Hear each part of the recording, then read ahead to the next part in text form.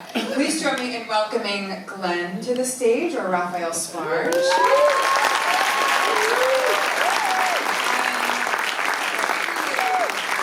woman that holds this whole film together, Mornay.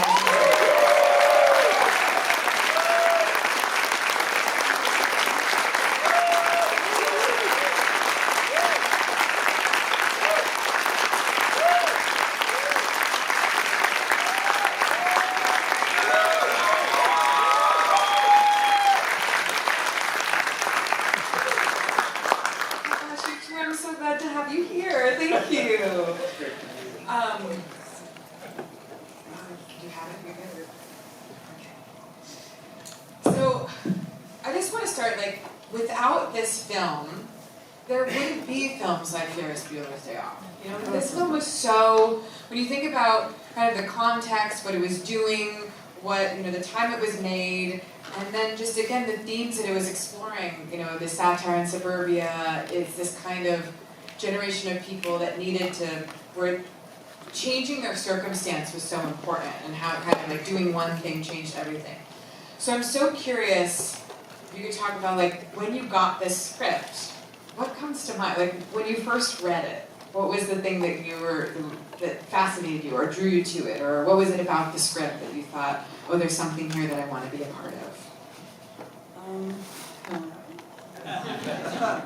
Is it working? Yes.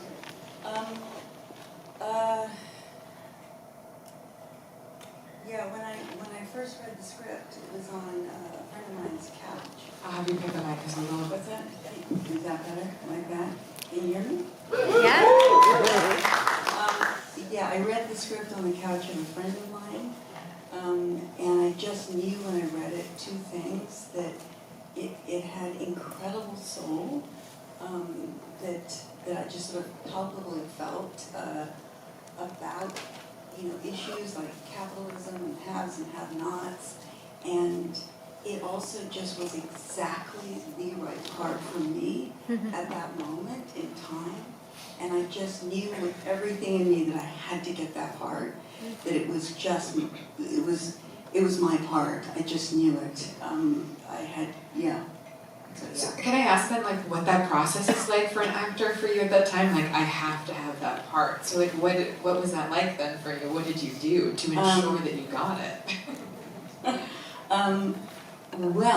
I auditioned for it 5 times. I first read for the casting director, and then I read for the casting director again, and then I read for Paul Brickman and John Abnett, and I just sort of felt the energy in the room, that I saw that they saw me in the part. I just thought there was just so much dignity to this call girl, so much sadness, and she was sort of holding the tragedy of what it's like to grow up in America without money, without connections, and not be able to pay for hospital bills, which she even mentions. Whereas him and his pristine, upper class suburbia, just can't really relate to. So she's sort of the underdog and everyman, and as a woman, she's a sex object, but the writer, I felt, did not feel that about her. She was the dream, literally. He says, she was the dream that you want, on a deep level, and yet what she was walking around with was so tragic, and that I just found really beautiful, and I just felt I understood that, and that's what I really wanted in the film. And so I auditioned for them, and they seemed to like it, and I auditioned again, and they said, we really, really want you, but we want to make sure the chemistry's right. We're thinking about this kid who's doing a movie called The Outsiders, and he's going to fly in, and you're going to do a screen test with him in the home of Steve Titch, I think it was. Oh, yeah. And it's going to be, because he's shooting there, it's going to be at 6 o'clock in the morning. So I had done absolutely nothing. This was my first part. No, wait. She had done absolutely nothing. Now, I was not clear about that until we did this last year. It's astounding what you do in this movie. It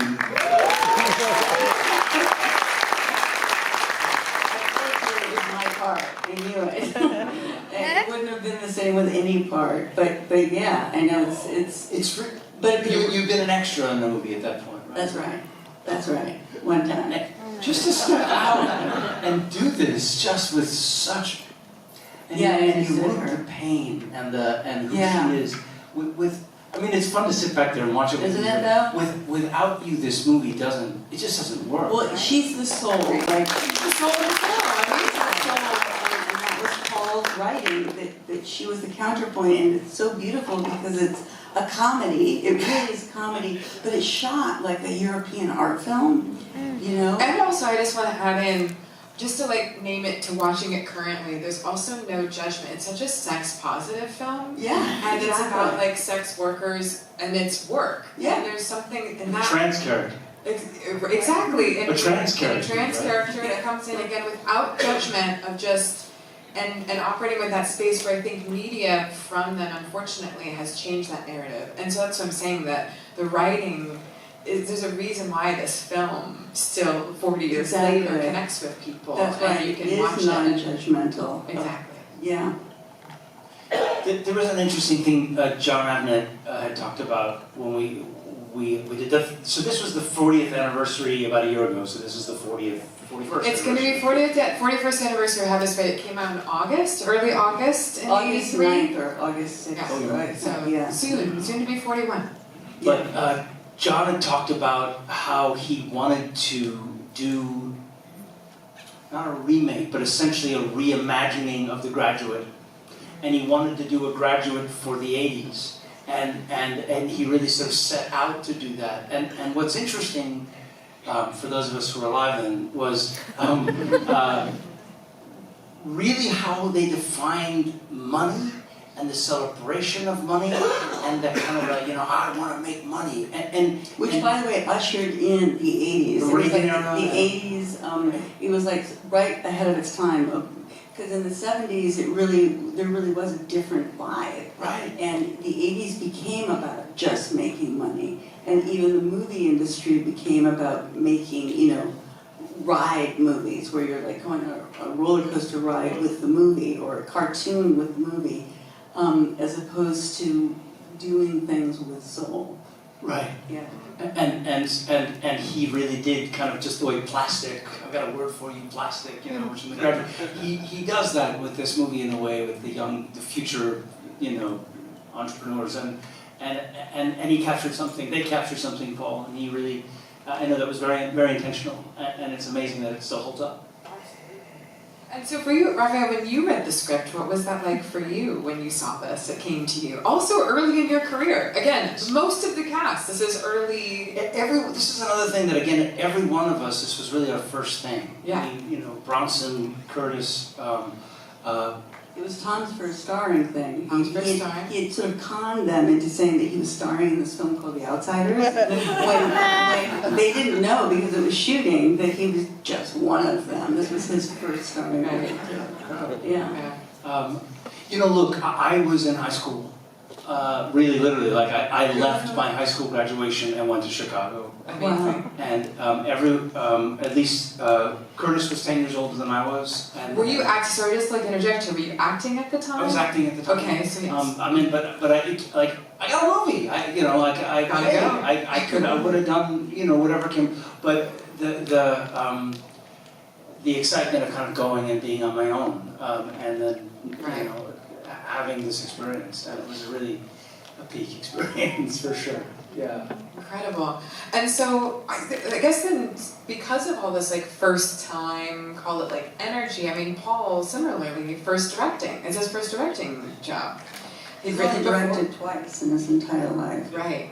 And I mean, let's also be clear, this film, directing-wise, is also phenomenal. Like, it has such a Beyond, yeah, it's one of the most beautifully directed. I can't believe how it holds up. It really It's- does. I mean, every single shot is thought out, really beautiful, yeah. And it was just sitting in the back, and truly, because again, when you look at other films, when you're kind of like, I don't want to box this film into any which way, but especially kind of like these coming-of-age teen movies that it kind of gets put It's into. the camouflage of this movie that Yeah. it is one of those when it's really not. Exactly. It's the form. It's subversive. It's very subversive. And then when you think of the directing, not only is he matching it to this incredible score, or the score's matching it, but this perspective, like the scenes when you're in your apartment and you get the city behind it, you're like, this is beautiful, this is so well thought out. Yeah. So, my question is, what was it like working with Paul? Like, what was that like? You know, you clearly trusted him, and there was something you I admired. loved him, and I kind of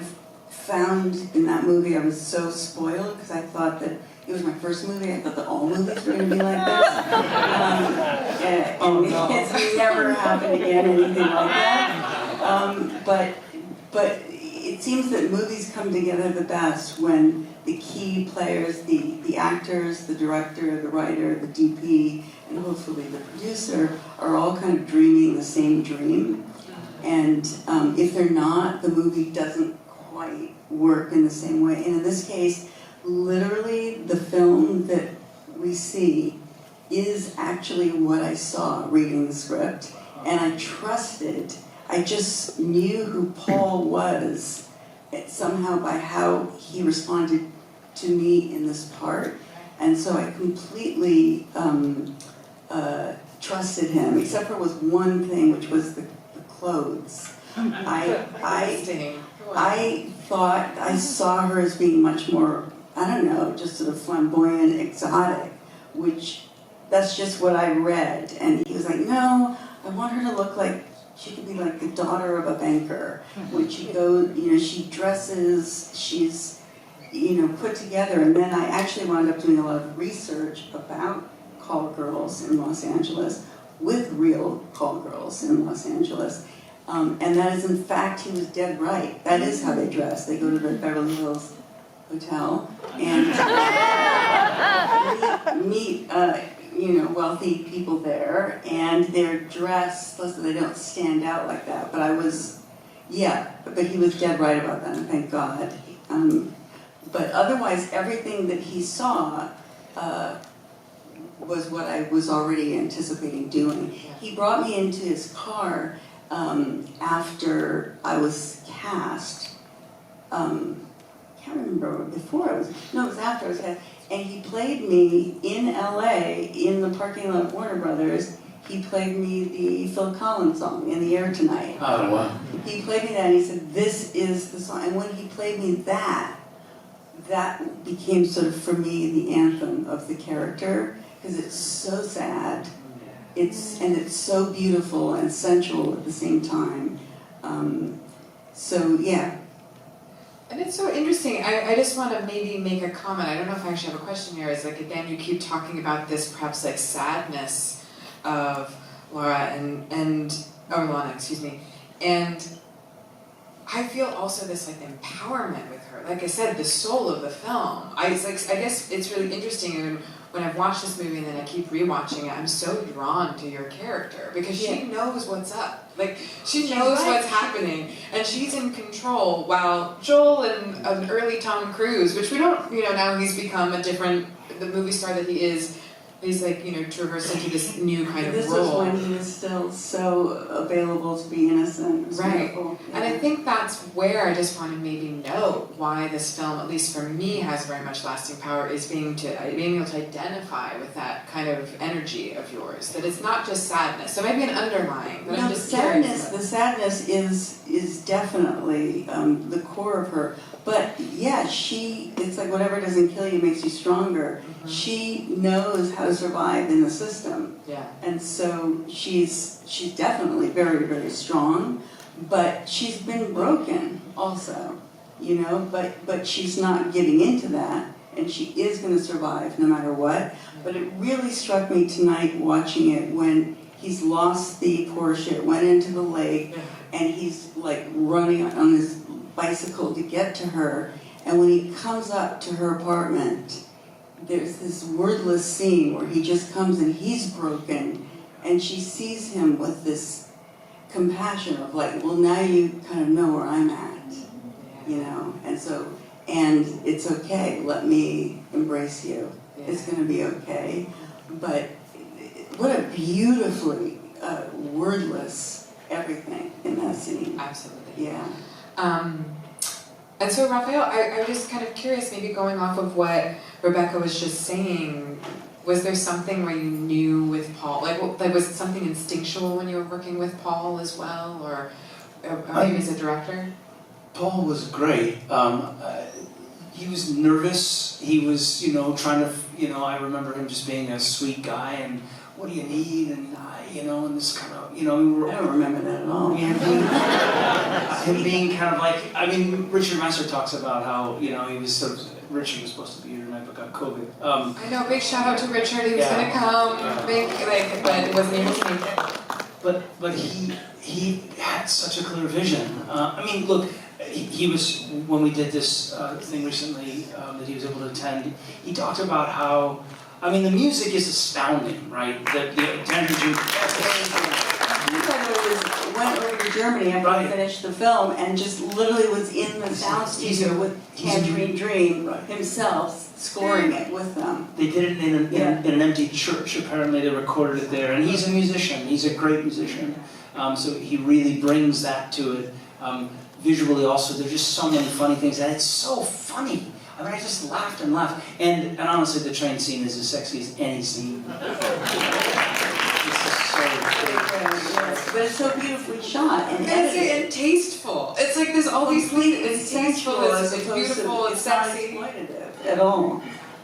Yeah, no. One of the things I remember about Paul, his big direction to me was, first because it was my first film ever, and the only time it really got in the way was there was one close-up of me, I think, in the party scene, or not in the party scene, in the dining room scene somewhere, and I was so nervous that my eye just kind of kept twitching, and he was like, can we go again? Can you do something about that eye? And I was like, no, I don't know why it's doing that, and I think we eventually got one take without it, but his big direction to me was, okay, can we do it faster? That was it. I just still can't believe how you held it, how you hold the screen, how you're so present in those scenes, and you just, it's just amazing when you think about it. And also it's just really lovely, like the general vibe happening up here. I'm like, there's a lot of love for the set and what was happening. Yes, it was a really magical experience for all of us. It was formative. It was amazing. Completely. Yeah. There is a sweet, funny thing, a story which I've told once before, I think, but in the scene when Tom backs out of the driveway, the first time they have the Porsche, and it stalls. So Sean Penn and he were very dear friends because they had done taps together, and Sean came to visit and was hanging out, and at the time, he was playing a pyromaniac, and so he was lighting things all the time. But he is actually, that night, he is actually in the Porsche with Tom.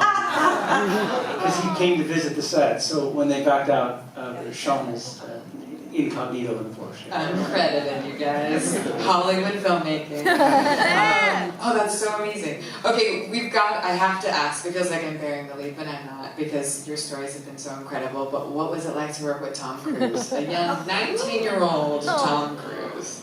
Well, what was it like, Raphael? Well, it was this train scene. Tom and I got along very well. That audition with him at 6 a.m. sort of, set the tone. I realized, that good acting is no acting, and so he just had to know that I was in control. This person walking in the door called Tom Cruise at 6 o'clock in the morning, because that's the relationship between our characters. She knows, and she sort of leads, So he walked in and he was very kind of rumpled, having gotten off the plane or whatever. And he looked at me and I just went up to him and I said, listen, you know what this is, right? And he said, what? I said, this is the chemistry test. So he said, taking control. yeah, and even so the audition. he said, oh, and I said, so we have got to get some chemistry going fast. That's beautiful. That's awesome. Yeah. So yeah, and it was really great. It really was great working with him. He was really open and very available to being that part, Right. at that point in his life. And he was really good, and he was helpful to me because I had never done any film, and so he was. He was helpful, and along the way when we were working, we did fall in love ultimately, and and we were together, and then we broke up, and the movie's great.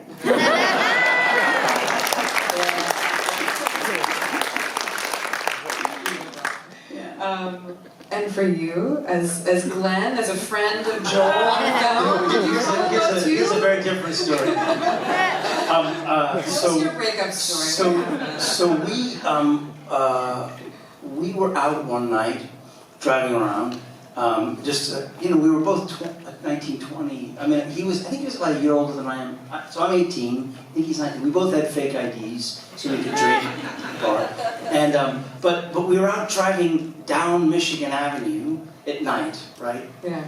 And it was, if you've ever been there, it's a giant, kind of highway. It's sort of big, and this obviously predates what we learned about his skills and his predilection for driving, but he was like, yeah! And he was like, he hit it. And we were like, whoa! And we went, and the light changed. Yeah. And he was like, whoa!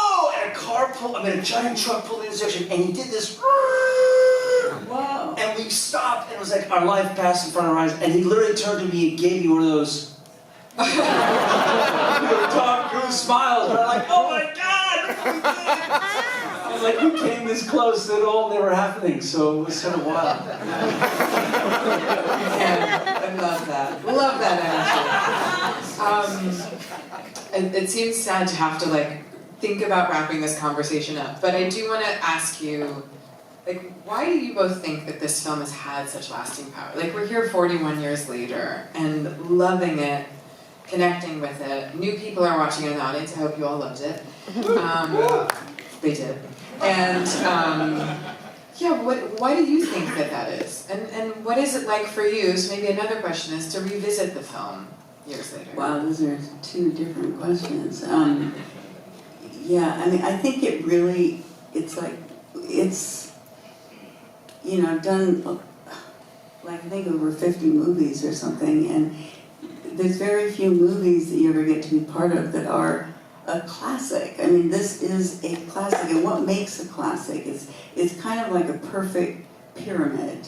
A pyramid is just, it can't be toppled. It's like the strongest structure, and it just is. From all angles of it, it holds up. The writing, the scoring, the acting, the directing, the cinematography.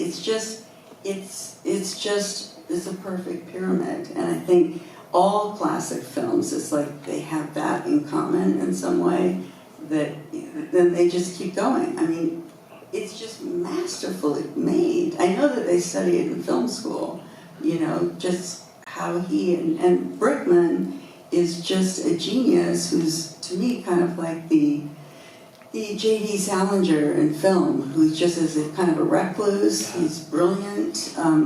He's very, very vulnerable, very, very brilliant, and he's directed twice in his entire life. He just doesn't need to direct.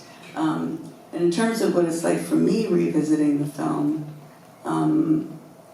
it's, you know, it's like a mixed bag for everyone, seeing themselves if you're an actor, but I really am proud of the work that I did in it. It makes me emotional, actually.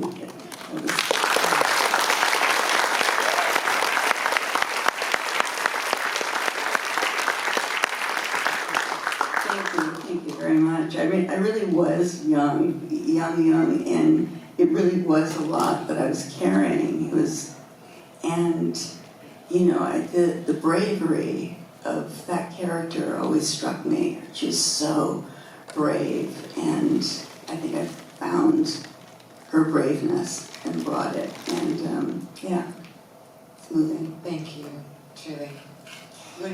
How do you answer that? I'm just struck by the braveness of the character and the braveness of you, and how those two intersect in Right. such a powerful way. Right. Yeah. I mean, I've done lots and lots of other things, and it's wonderful to be, of course, in something that sort of still is relevant, you know, and it holds up. It seems like great movies have a way of kind of like they literally crystallize something, and in that moment, and they kind of, you know, you have all the elements, you have all these amazing actors who are starting their career right at the beginning, and they're all obviously on their upswing. They captured them, they saw them, they put us together, but Right. but they also it's like a lightning in a bottle moment, you know, when it happens. And I've had a couple of things along the way, but this is truly special and remarkable, and I'm a very supporting part in this. But you really stand out. You really get the laughs.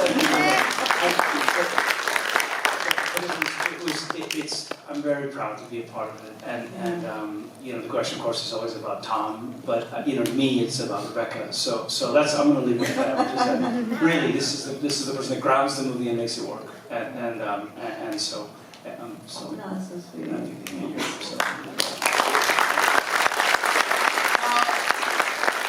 say, I hope the audience here that agrees with me, that thank you for your generosity of not only like these stories and just like the spirit, I think, of this film, and the drive and what you brought to these characters that has clearly transcended time. And you kind of talking about this pyramid maybe blew my mind a little bit. I was like, what a way to talk about a classic. Because I do think that you're saying there's this core like human experience that this film taps into, and it's clearly continuing to impact people year after year. And so we're so thankful for not only being here, but for the work that you did and for supporting it. And big round of applause for our lovely people.